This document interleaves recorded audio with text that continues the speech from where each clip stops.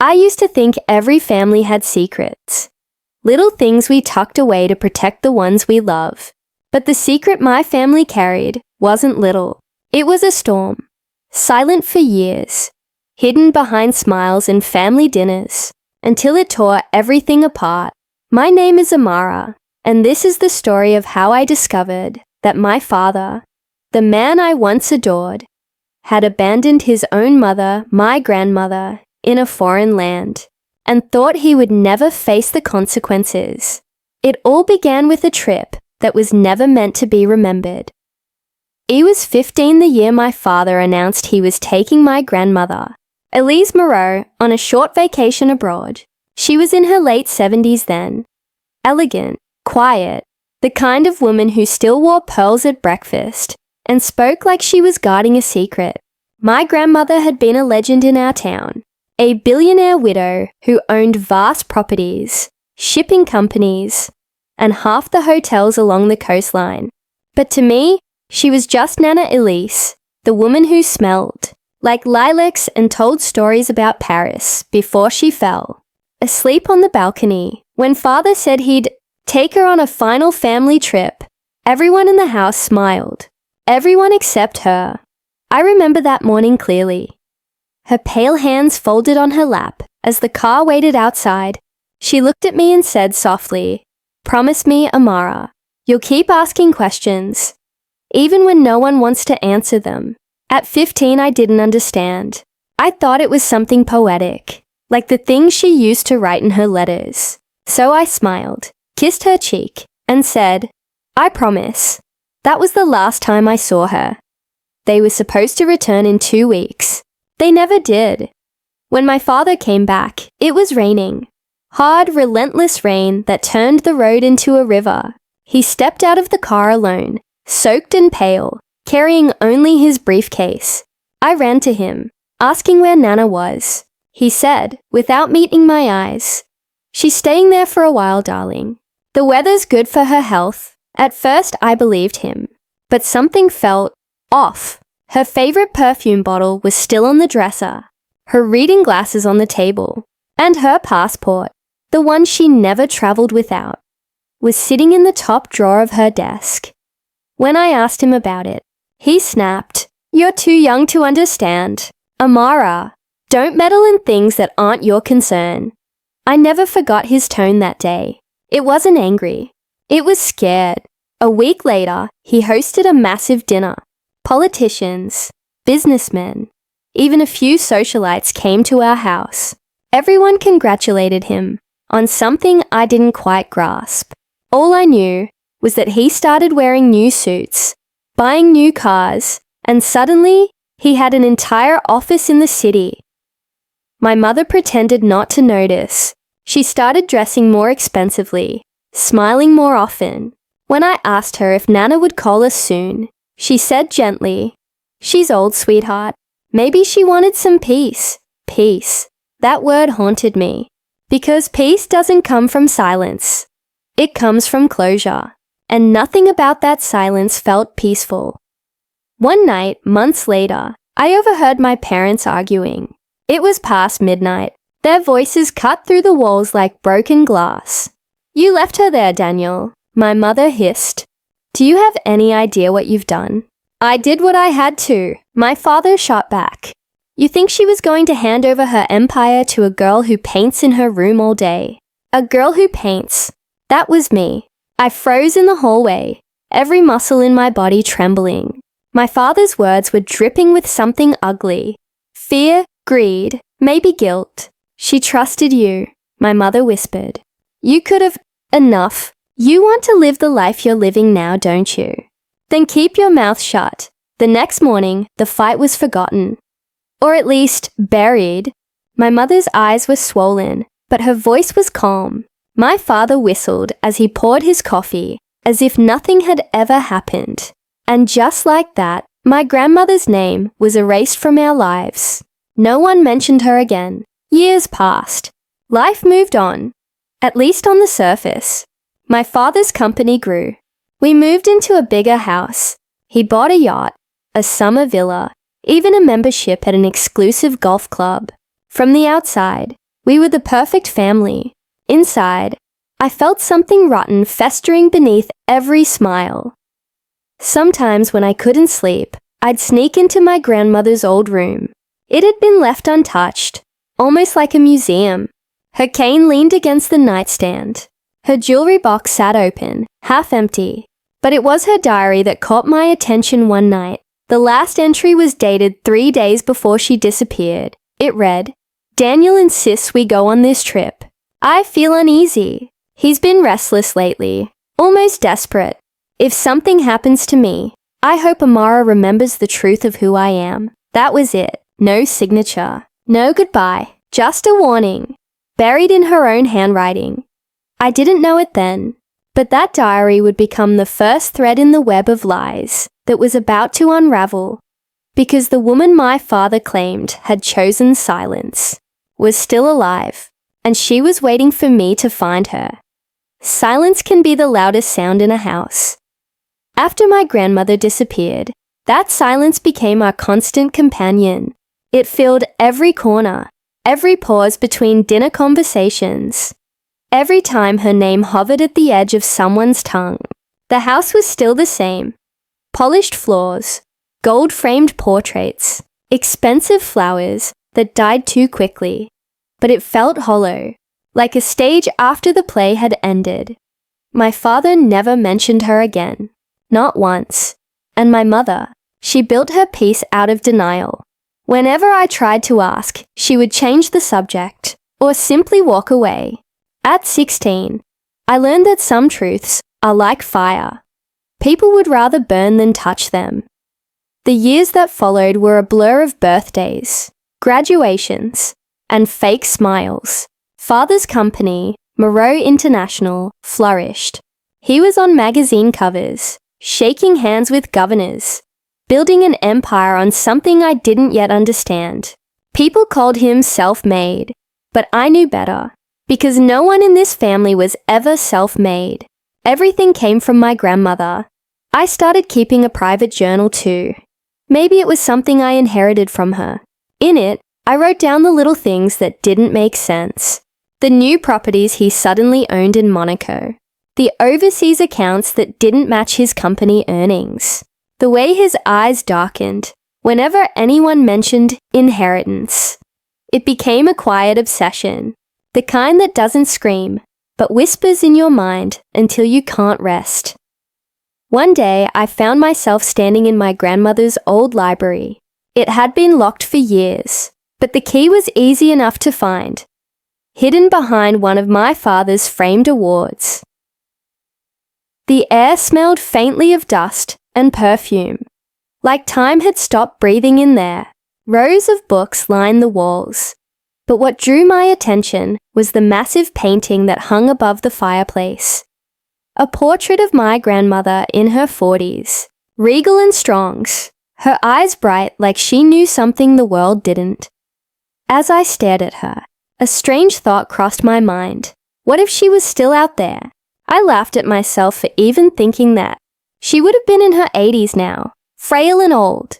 But then again, my father had come home with no proof of her death.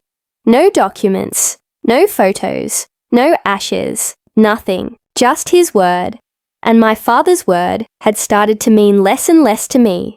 When I left for university, I promised myself I'd let it go. But secrets have a way of following you. Every time I called home, my father sounded impatient, distracted. My mother spoke softly, her voice trembling like she was holding something back. Then, one winter evening, she said something that changed everything. "Amara, if you ever start looking for answers, be careful who you trust. Your father doesn't forgive curiosity." I froze. "What do you mean?" I asked, but she quickly hung up. That night, I dreamed of my grandmother.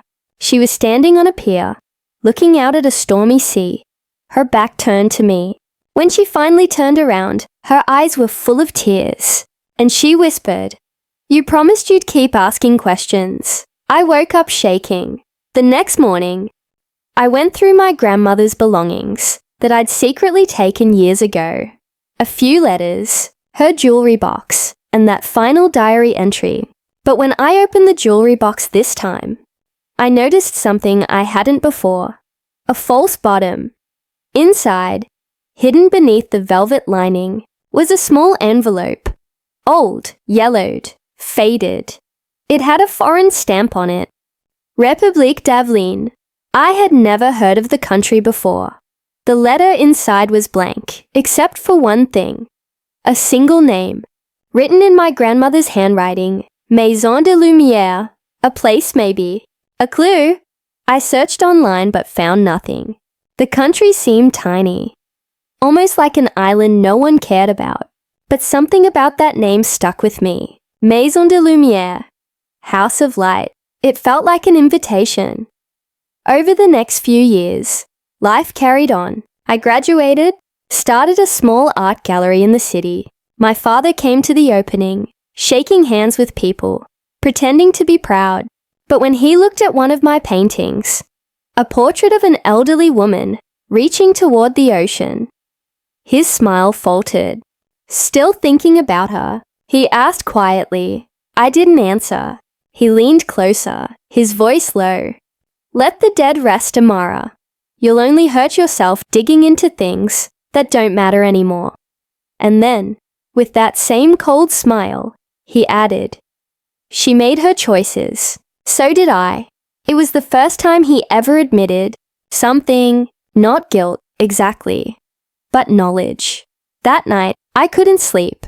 I pulled out her diary again, read the final words over and over.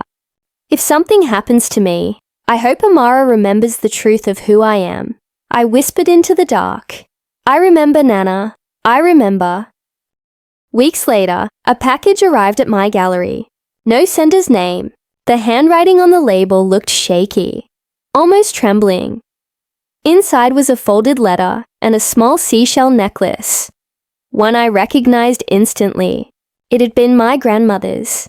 The same one she wore every summer at the beach house, where she'd tell me stories about faraway places. The letter said, My dearest Amara, if you're reading this, it means you never stopped asking questions. I am alive, but not free. I am somewhere safe, but far. He left me here, told them I was ill, and he would return. He never did. Please don't tell him you know. If you wish to find me, follow the light. It was signed. Grandmother Elise. My knees buckled. I reread the letter again and again, my heart racing, my breath caught in my throat. Alive.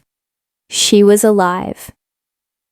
That night, I sat by my window for hours, staring at the city lights. 1,000 questions flooded my mind. Why did he abandon her? What did he take? Why didn't she escape sooner?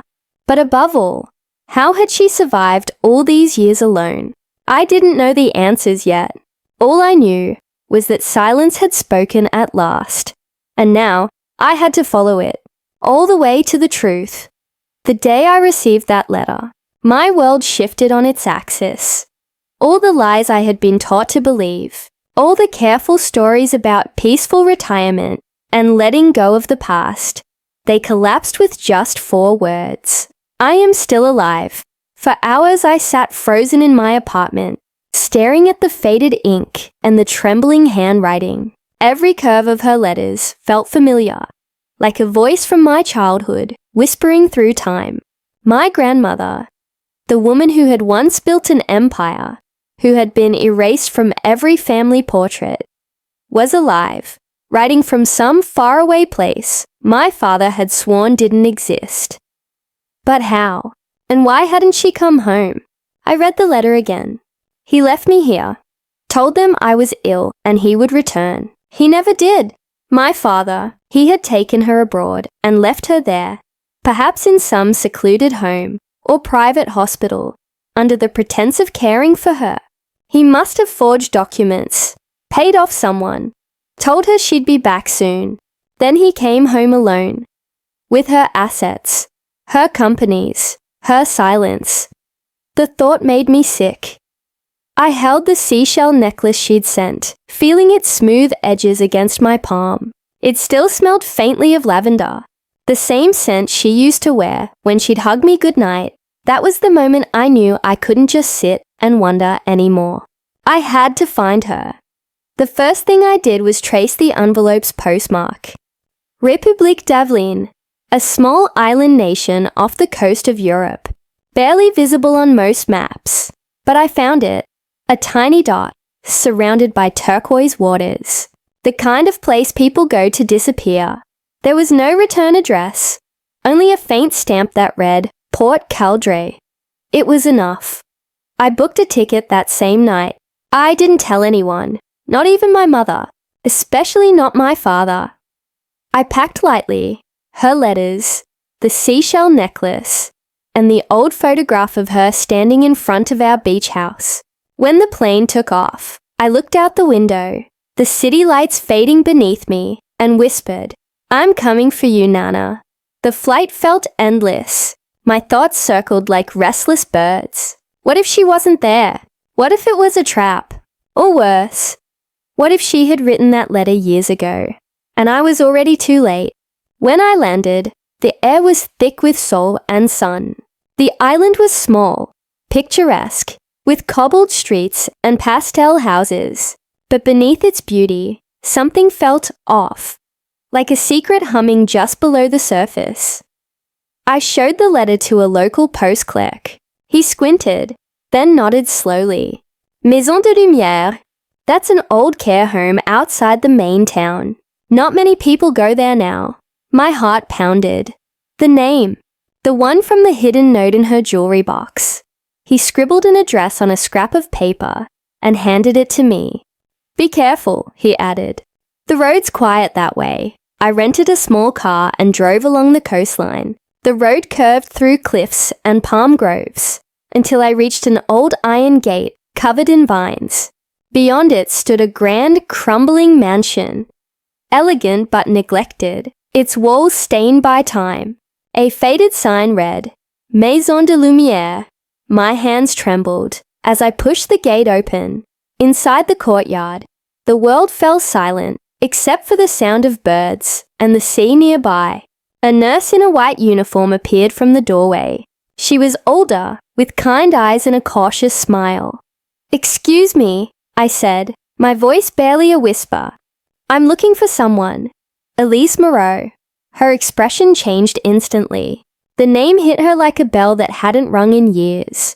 She looked at me carefully, then motioned for me to follow. The corridors smelled faintly of flowers and disinfectant. Paintings of sunsets hung on the walls. Their colors faded from the heat. Finally, she stopped in front of a door. "She doesn't get many visitors," the nurse said softly. "Are you family?"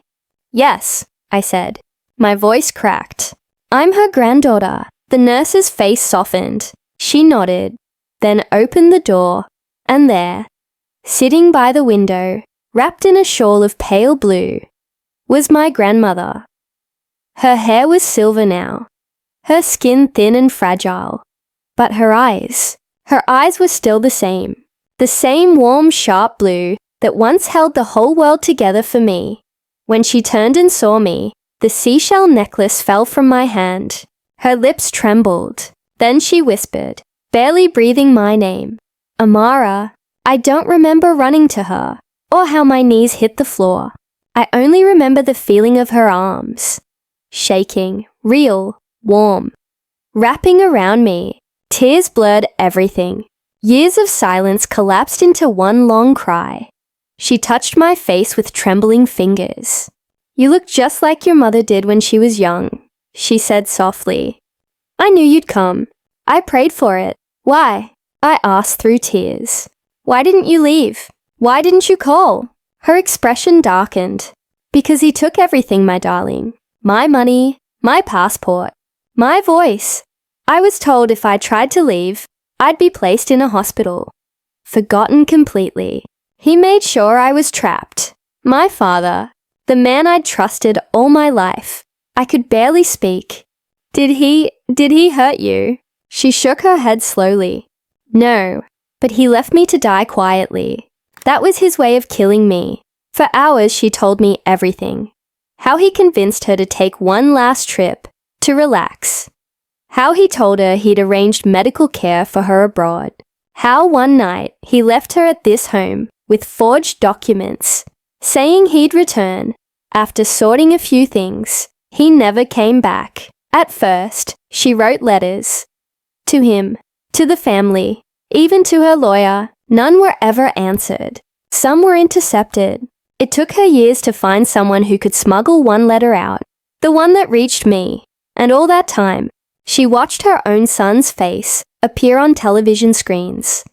Rich, powerful, admired, while she lived among strangers, aging in silence. When she finished, she took my hands and said, "Don't make the mistake of confronting him yet. Men like your father, they destroy anyone who threatens their peace.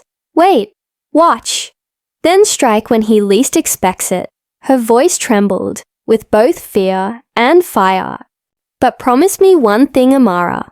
Promise you'll make him remember what he did." I nodded, tears streaming down my cheeks. "I promise." That night, I stayed with her until she fell asleep, her breathing soft and steady.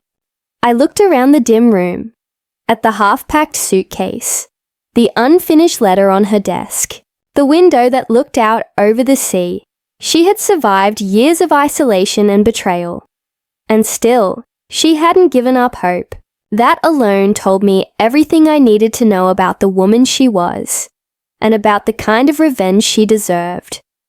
When I left Maison de Lumière the next morning, the nurse handed me a small sealed envelope. "She asked me to give you this before you go," she said.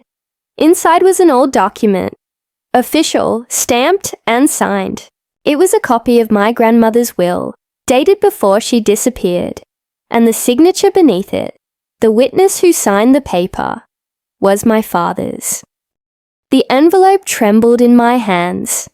My father's signature stared back at me, bold, confident, familiar, the same way he'd signed school permission slips when I was a child, the same signature printed on business contracts and public donations that made him look like a hero. But this was different.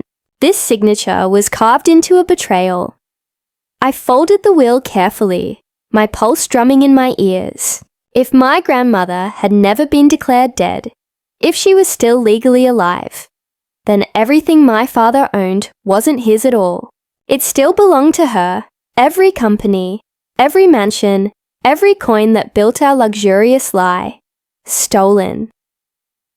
That night, I sat by the open window of my small rented room, overlooking the sea. The waves were crashing against the rocks below, and the sound reminded me of her voice. Steady even after years of silence. I couldn't sleep. My mind replayed every moment of my childhood. The new house, the expensive gifts, the lavish dinners. Now I saw them for what they truly were. Trophies of theft. My father hadn't just stolen from my grandmother. He had stolen from her memory, from our family name, from me. The next morning, I went back to see her. She was sitting in the garden, a thin blanket across her knees, sunlight warming her pale face. She looked up and smiled faintly. "You didn't sleep much," she said. I smiled back, though it didn't reach my eyes. "You were right. He forged everything, didn't he?" Her gaze hardened, the faint tremor in her hand tightening into a fist. "He used my trust against me, said he needed my signature to transfer some temporary holdings while I recovered. I signed without question. I was tired, lonely, and I believed my son wouldn't harm me. But later, when I realized what he'd done, it was too late. He had the documents, the power, and the means to erase me. I felt my throat tighten. You could have gone to the authorities. Who would believe me, Amara? An old woman with no money, no ID, claiming to be a billionaire. I had nothing but my name. And even that, he buried under lies. Her words carved into me like glass. I took her hand gently. "Then I'll do what you couldn't." She looked at me, her eyes glistening. "You'll need proof. Real proof. Not emotion, not memories. You'll have to find what he hid." He was careful, methodical. But he's not invincible. After we ate lunch together, I decided to explore the island. If my father had left her here, there had to be traces. Paperwork, witnesses, someone who remembered him. I visited the local records office. A dusty, aging building near the docks. The clerk, a man in his 60s, barely looked up when I entered. "Excuse me," I said. "I'm looking for travel or residency records from around 15 years ago for a woman named Elise Moreau." He frowned. "Moreau? That sounds French." "Yes. She was brought here for medical care by her son, Daniel Moreau." That made him pause. His brow furrowed. He opened a large leather ledger, flipping through the pages. Then, finally, he looked up at me. "There's a record. She was registered as a temporary foreign patient under the care of Daniel Moreau. But there's something strange. It says here that she was transferred to a local institution under an alias, Elise Morin. Transferred where?" I asked quickly. "Maison de Lumière." But the transfer request was signed by her guardian, Daniel. He hesitated before adding, "That's the last entry. No record of departure, no death certificate, just silence, silence. Again, always silence." Before I left, I asked the clerk if there was any way to prove my grandmother's identity now. He shrugged. "If you can get her medical records, or her original passport, something official, it can be done. But she'll need legal support." I thanked him and stepped out into the sunlight, the air heavy with salt and truth.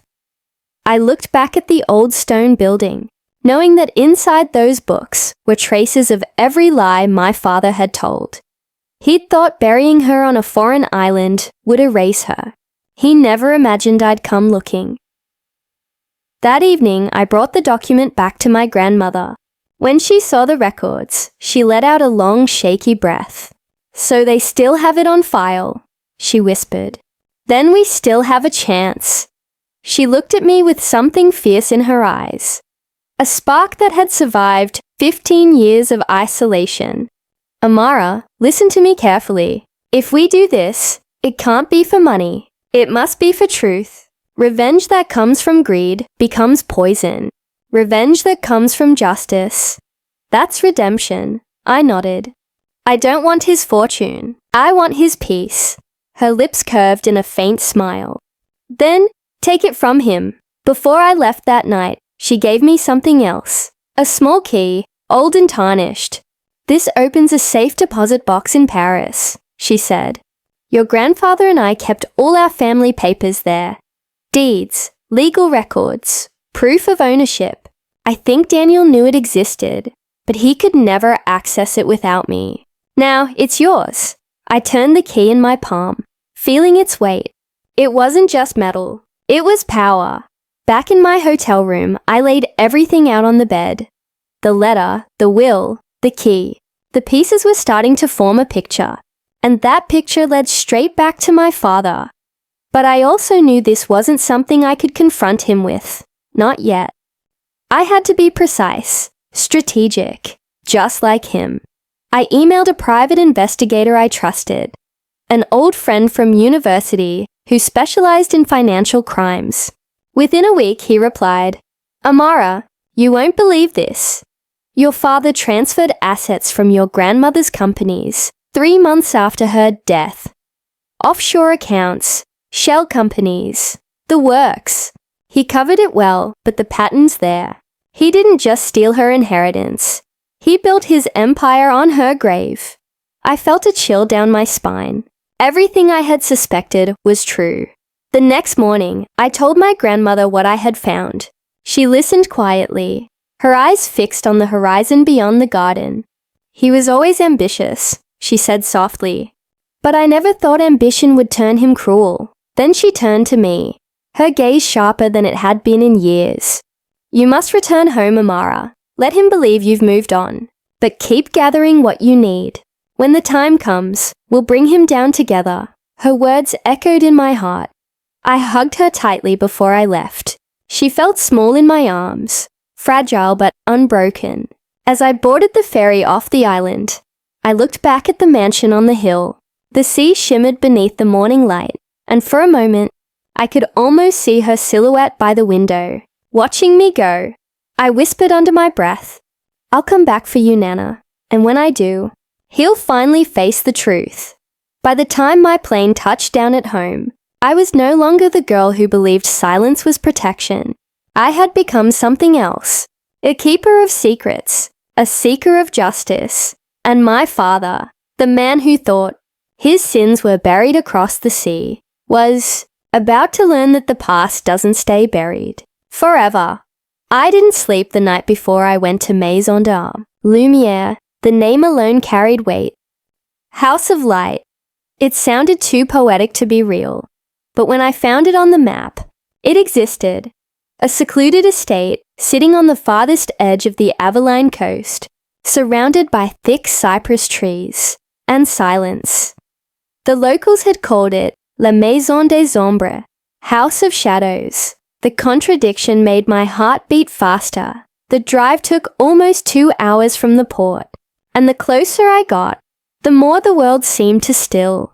The air grew heavy, the roads narrower. I passed abandoned villas, salt-worn walls, and a long stretch of cliffs that met the roaring sea below. When I finally reached the gate, I stopped.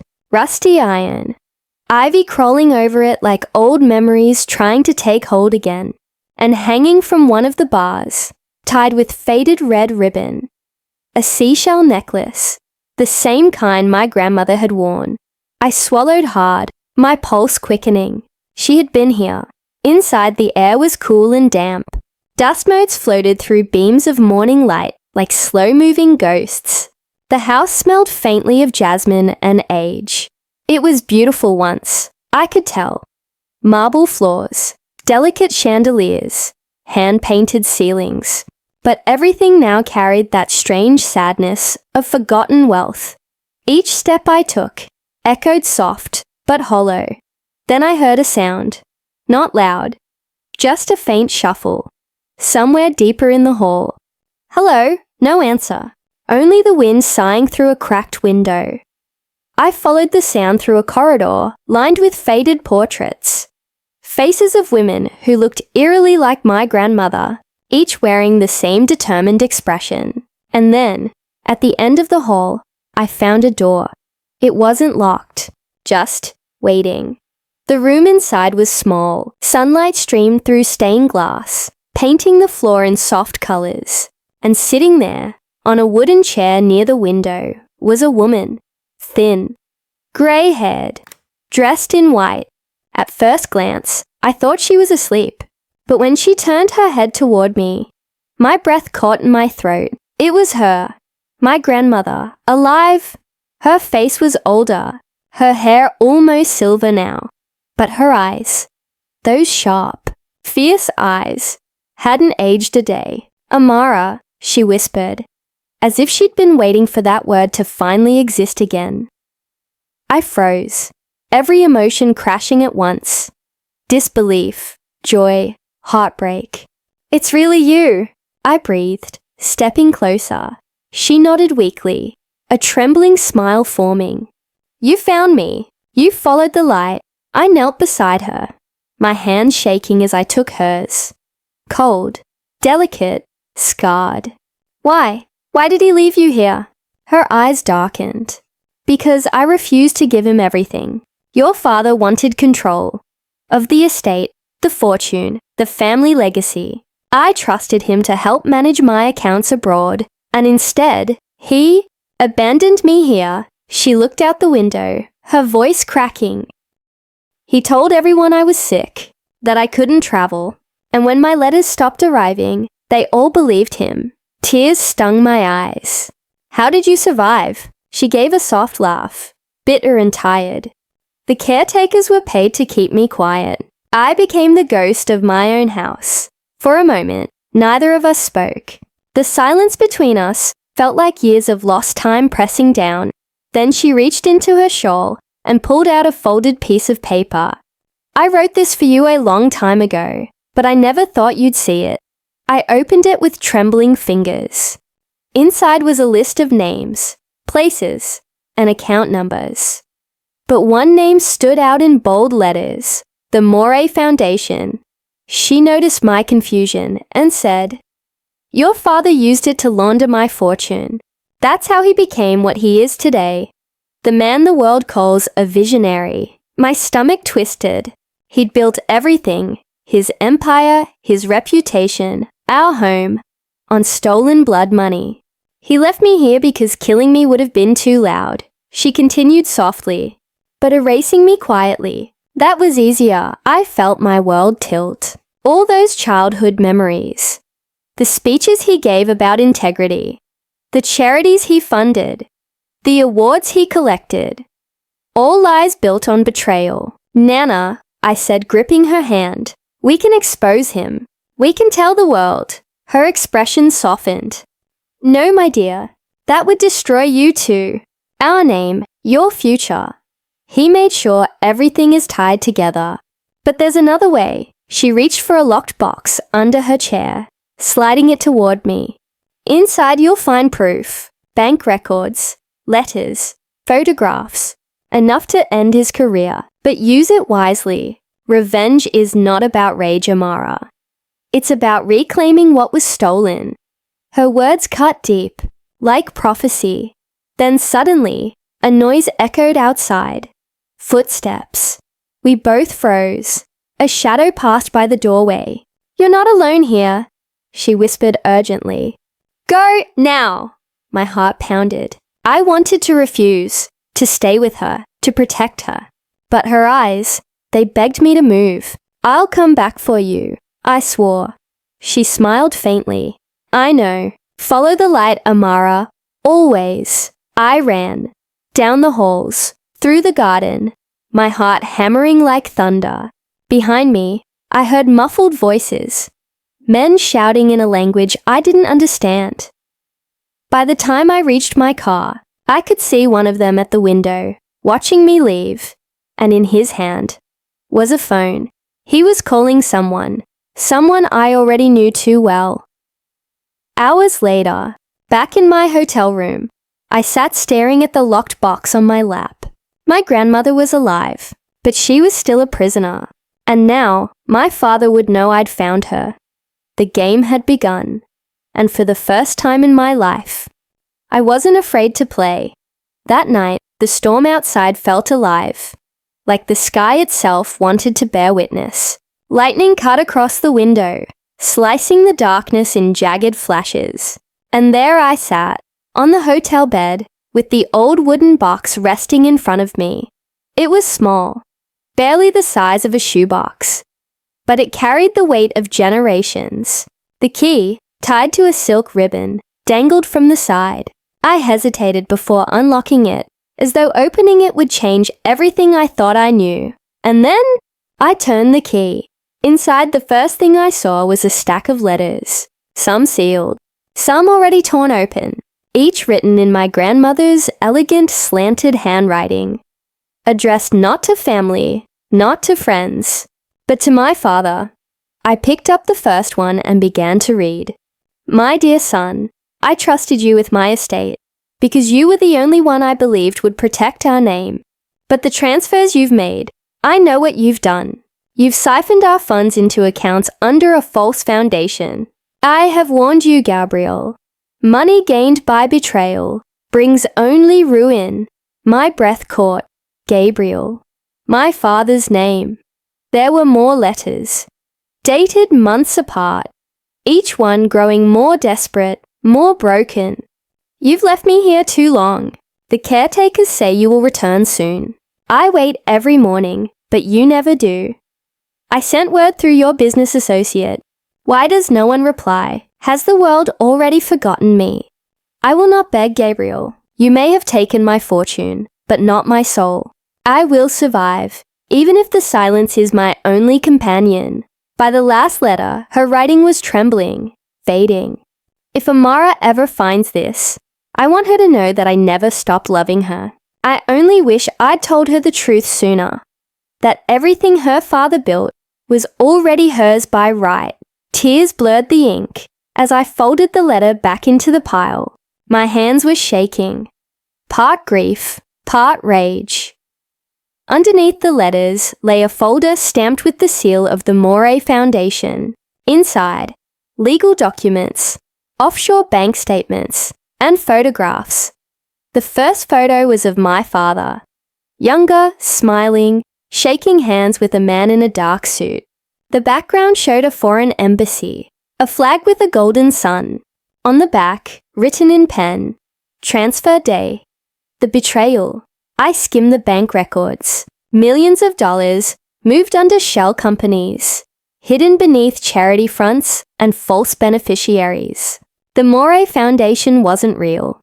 It was a ghost, entity he'd created to drain her accounts while pretending to manage her inheritance. The evidence was undeniable. But then I found something even worse. A death certificate issued in the same country. République d'Avelin. Name, Elise Moreau. Date, 21 years ago. Cause, natural causes. Signed, by Gabriel Moreau. My father had declared her dead while she was still alive. I couldn't breathe. The paper slipped from my hand and floated to the floor. It wasn't just greed. It was erasure. He'd buried her on paper, erased her existence from the world, while she sat imprisoned in that decaying house, waiting for rescue. He'd made himself both heir and executioner, and now, the truth was in my hands. Suddenly my phone buzzed. Unknown number. I hesitated, then answered. Miss Moreau, a male voice said, calm, accented. You were seen at the Maison de Lumière today. My stomach dropped. Who is this? A friend, he replied, almost too smoothly. Your father wishes to speak with you. In person, I froze. Tell him I already know. A pause. Then a quiet, chilling laugh. Then you should be more careful, mademoiselle. Some truths are worth dying for. The line went dead. I stared at the phone, my pulse pounding in my ears. My father knew. He knew I'd found her. He knew about the box, and he was coming. I gathered the papers, stuffing them into my bag, then looked out the window. The rain was relentless, hammering against the glass. Somewhere in that storm, I imagined his car. Black, sleek, cutting through the night, heading straight for me.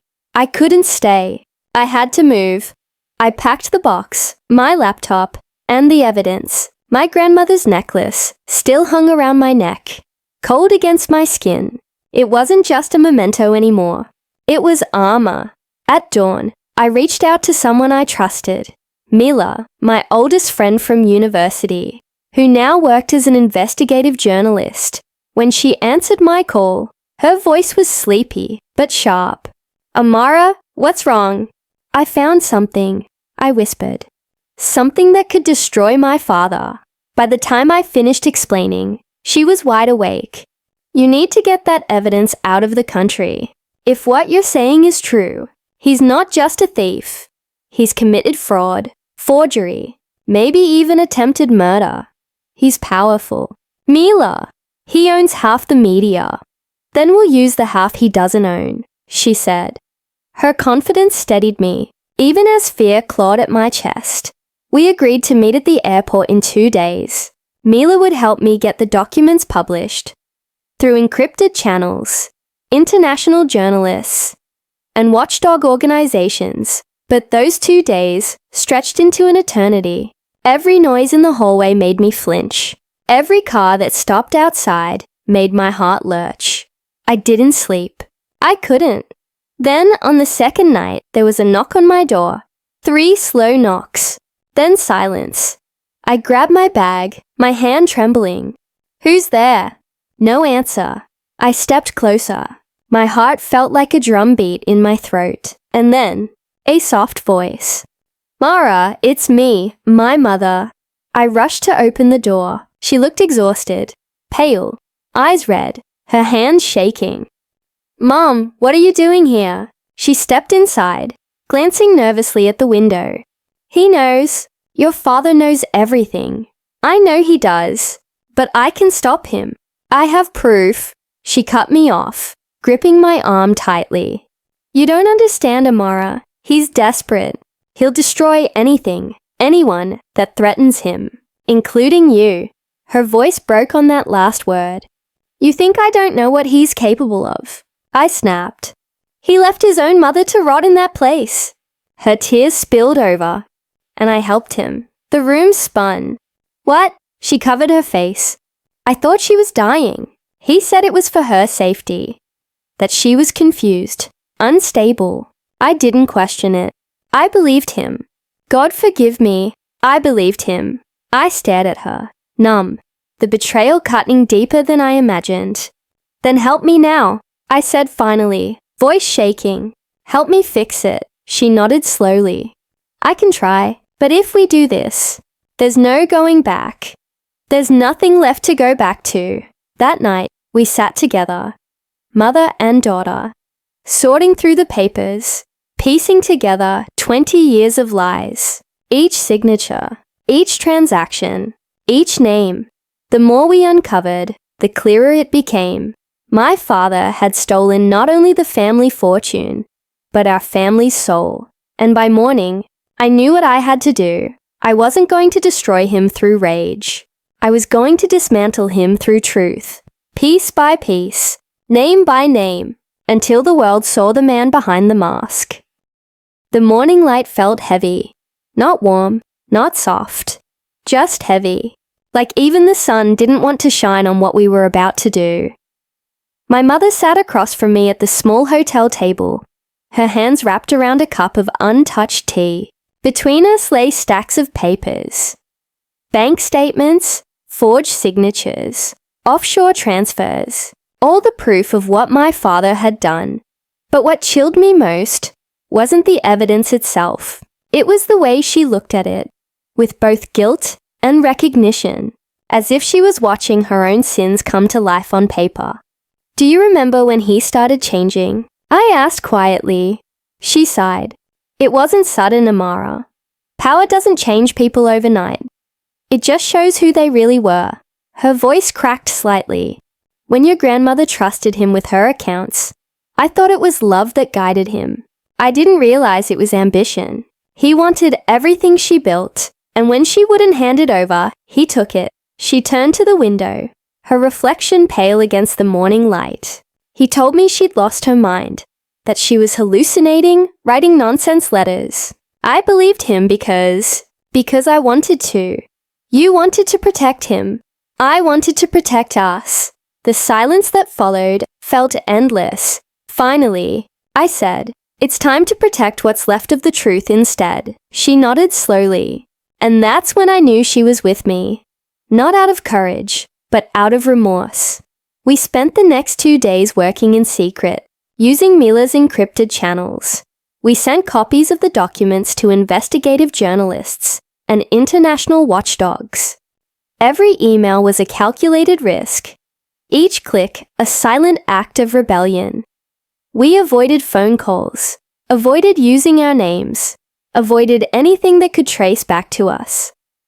Still, I felt eyes on me, always. Sometimes I'd glance through the hotel curtains and swear I saw the same black car parked across the street. Sometimes it vanished for hours. Sometimes it didn't. On the third night, Mila called. "It's happening," she said, her voice tense. "I just got confirmation. The Global Ledger and the Tribune are verifying the files. If everything checks out, they'll go public within 48 hours. 48 hours. 2 days until my father's empire crumbled. 2 days until the world learned who Gabriel Moreau really was." But I didn't feel victorious. I felt haunted, because part of me still wanted to believe there was something left of the father I once loved. The man who taught me how to ride a bike, who sat in the front row at my school recitals. That man had been swallowed whole by greed, and now the man left behind was capable of anything. That night, my mother woke me from a shallow sleep. Her face was pale, terrified. "He's here." I bolted upright. "What?" "Your father. He knows we're in Avalon. He called my phone. He said he just wants to talk." The words sent a shiver through me. "Where is he now?" "Downstairs. In the lobby." For a moment, All I heard was the sound of my own heartbeat. Then I stood, grabbed the bag with the remaining documents, and said, "He doesn't want to talk, Mom. He wants to make sure we disappear quietly." She hesitated. "What do we do?" "We finish what we started. We took the back stairs." My pulse was pounding so loud I could barely hear our footsteps. When we reached the alley behind the hotel, the early dawn air was cold. The streets empty. A car was waiting. Mila's contact. A journalist from the Tribune. He waved us over, hurriedly opening the door. "Quickly! They know where you are. We have to get you to the embassy." We climbed in just as headlights appeared at the far end of the alley. A sleek black car. Unmistakable. I didn't need to see who was driving. I knew. The chase that followed was chaos. The kind you feel in your bones. Tires screeched on wet pavement. Horns blared. My mother clutched my hand so tightly her knuckles turned white. "Amara!" she cried out, but I could barely hear her over the sound of my own fear. The journalist drove like his life depended on it. Maybe it did. We weaved through narrow streets, headlights flashing in our rearview mirror. At one point, I caught a glimpse of my father's face through the glass. Calm, unblinking, focused. He wasn't chasing me out of anger. He was chasing me out of control. He wasn't trying to punish me. He was trying to silence me. We made it to the coastal road, where fog rolled thick and pale over the cliffs. The car jerked sharply as we took a turn too fast. For a terrifying second, I thought we'd lose control. Then, silence. The headlights behind us vanished. The journalist slowed down, glancing into the mirror. I think we lost him, but I didn't believe him. My father wasn't the kind of man who gave up. By sunrise, we reached the outskirts of the city. The embassy grounds.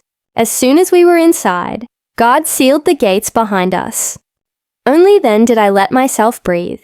Inside the safety of those walls, Mila met us with wide, relieved eyes. "It's done," she said softly. "They're going public in a few hours." My mother sank into a chair, trembling.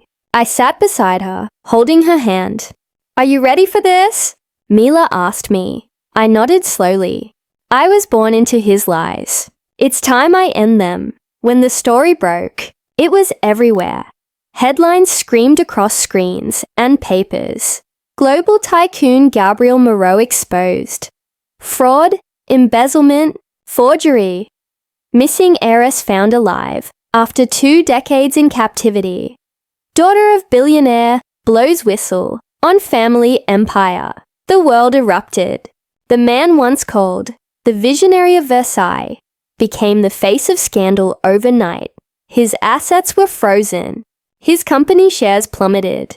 And every photograph, every smiling public appearance, turned into proof of hypocrisy. But truth, I learned, always demands a price. My father didn't flee. He fought. From his lawyer's statements to his media connections, he painted himself as the victim of a deranged daughter manipulated by false evidence. It was his final masterpiece of deception, and while the world debated, while journalists chased new angles, he disappeared, vanished. 3 days later, a letter arrived at the embassy, addressed to me. No return address, just one line written inside. "You took everything from me, but remember, light always casts a shadow, no signature." But I didn't need one. I knew it was him. That night, I sat on the embassy balcony, staring at the city lights of Avalon. Somewhere out there, my father was still free, but so was the truth. And for the first time in my life, I realized they couldn't coexist forever, because the price of truth was never just exposure. It was survival, and the war wasn't over yet. Freedom didn't feel like victory. It felt like waiting for something dark to move in the corner of your eye. The kind of fear that doesn't roar, it breathes. The scandal had exploded. The world knew my father for what he was. A fraud, a thief, a man who'd abandoned his own mother for power. But power doesn't die quietly. It lingers. It hides. It waits for a new shape to take. And that's exactly what my father did. In the weeks that followed, the news cycle burned fast. Every channel replayed the same sound bites. My grandmother's survival story. My father's tragic fall from grace. The footage of me leaving the embassy under flashing cameras. People called me brave. Some called me a liar. But no one really knew what it had cost me. The sleepless nights. The fear of footsteps behind me. The memory of his calm eyes watching me as I escaped that night in Aveline. Mila warned me to go dark, to stay offline, off record, until the investigations were complete. But the silence that followed the truth was unbearable. I'd grown up with secrets. Now I'd uncovered them all. And still, I couldn't breathe freely. One evening I got a call from the hospital in Aveline. It was my grandmother's doctor. "Miss Moreau, your grandmother is stable, but she's asking for you." I flew there the next morning. Every step through that hospital felt heavier than the last. When I entered her room, she was sitting up, fragile but proud, her silver hair brushed neatly. Her eyes lit up when she saw me. "You did it," she said softly. "You brought light back to our name." I smiled, but my throat tightened. "I just told the truth." "No," she said gently. "You fought for it. There's a difference." She took my hand in hers. "But you must be careful now, my dear. He's not finished. Shadows never are." That night, as I left the hospital, a strange unease crept over me. The air outside was cold, thick with fog. The driver who'd come to pick me up looked unfamiliar. "You're with the embassy?" I asked. He nodded, his voice calm. "Yes, Miss Moreau. We were asked to escort you safely to your hotel." I hesitated. The logo on his jacket looked official enough. Still, something in his tone felt off. But exhaustion dulled my instincts. I got in. The drive started quietly. Too quietly. The city lights faded behind us, replaced by winding coastal roads I didn't recognize. "This isn't the way to the hotel," I said slowly. No response. "Where are you taking me?" The man didn't answer. He just kept driving. I felt a cold knot twist in my chest. Then I saw it. A folded piece of paper taped to the dashboard. One word written across it, in my father's handwriting. "Hello." My heart dropped. I reached for the door handle. Locked. The car sped up, the engine growling against the narrow road. "Stop the car," I shouted. "Stop right now." He didn't. I tried to open the window, reaching for my phone. But before I could, the car swerved violently. Gravel screeched under the tires. Then, a crash, metal screamed, glass shattered, and everything went black. When I woke up, the air smelled of salt and blood. I was lying on the rocky edge of the coast, the same cliffs that bordered Aveline's old estates. The car was gone. The driver was gone. Only my bag, and a faint trail of tire marks, remained. Every muscle in my body ached, but I forced myself to stand. My head throbbed. My vision blurred. Somewhere in the distance, faint lights flickered. A house by the shore. A voice inside me whispered, "Maison de Lumière." I stumbled toward it. Every step brought back fragments of memory. My father's words, his smile, his letter. Light always casts a shadow. Was this what he meant? That he'd wait in the darkness for me to come looking again? When I reached the house, the front doors were open, as if waiting for me. Inside, everything was just as I'd left it. The broken windows, the faded portraits, the air heavy with silence. Only one thing was different. The chair by the window, the one where my grandmother had once sat, was empty. A fresh trail of footprints led across the dusty floor, and beside the chair, lying on the ground, was a single photograph. I picked it up with trembling hands. It was a picture of me, taken recently, taken yesterday. My breath caught. He'd been watching me. All this time. I turned around, heart pounding, and that's when I saw it. A faint flicker of movement near the doorway, a shadow stepping out from behind the light. "You never learn to let go," Did you, Amara? His voice was calm, controlled, familiar. My father stood there, dressed in black, his face half in shadow. He looked older, thinner, but his eyes still burned with that same quiet power. You destroyed everything, I said, my voice trembling. No, he said softly, stepping closer. I built everything. You just broke it. You stole from your mother. You imprisoned her. You lied to everyone. He smiled faintly. I preserved our legacy. She was weak. You're making the same mistake. Thinking truth makes you strong, but truth only makes you vulnerable. He reached into his coat pocket. Something glinted in his hand. Dad, please. You should have stayed quiet, Amara. Then, a voice behind him. And you should have stayed buried, Gabriel. My grandmother's voice. I froze. She was standing in the doorway, her cane steady, her eyes fierce despite her frailty. She'd followed me. Somehow she'd known. My father turned, startled. And in that instant, she struck him across the face with her cane. The sound was sharp, final. He stumbled backward, his foot slipping on the wet marble floor, and fell. There was a single, sickening crack, and then silence. I stood frozen, staring at the motionless figure on the ground. The world felt distant, as if sound itself had been swallowed by the sea outside. My grandmother's hand trembled as she lowered the cane. He was my son, she whispered, and your father. But some bloodlines have to end before they poison everything. I dropped to my knees beside her, tears spilling freely. Nana, she looked at me, weary, but at peace. It's over now. Let the light in. We stood there as dawn began to break over the sea. Golden light filled the house, glinting off the glass, washing the shadows from the walls. For the first time in decades, the Maison de Lumière truly lived up to its name. My father's reign of silence, of control, of deception, ended where it began, and I finally understood what my grandmother had meant. Revenge wasn't about hatred. It was about reclaiming what was stolen. Our peace, our truth, our light. That morning, as the authorities arrived and the world once again turned its eyes to our family, I stood by the window, the same one where my grandmother had once waited, and whispered, "We're free now." And for the first time, it didn't feel like a lie. The house was silent again, but this time it wasn't because of secrets. It was peace. Real peace, the kind that lingers in the stillness after a storm. After my father's death, the investigation moved swiftly.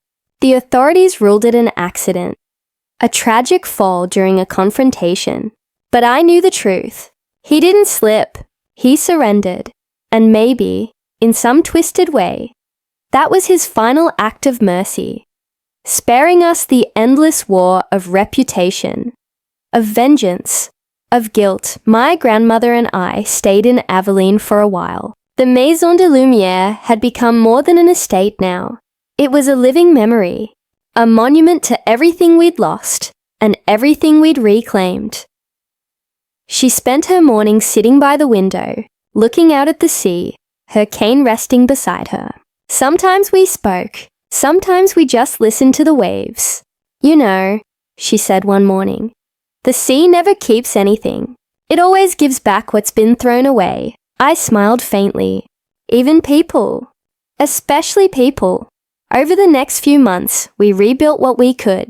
My grandmother's name was restored publicly. Her stolen assets returned. Her foundation reopened. The family's business, once a symbol of corruption, became a trust fund for victims of financial crimes and elder abuse. I named it Project Lumière. Every time I signed a document under that name, I felt something loosen inside me, a weight that had lived there for years. It wasn't about revenge anymore. It was about rebirth.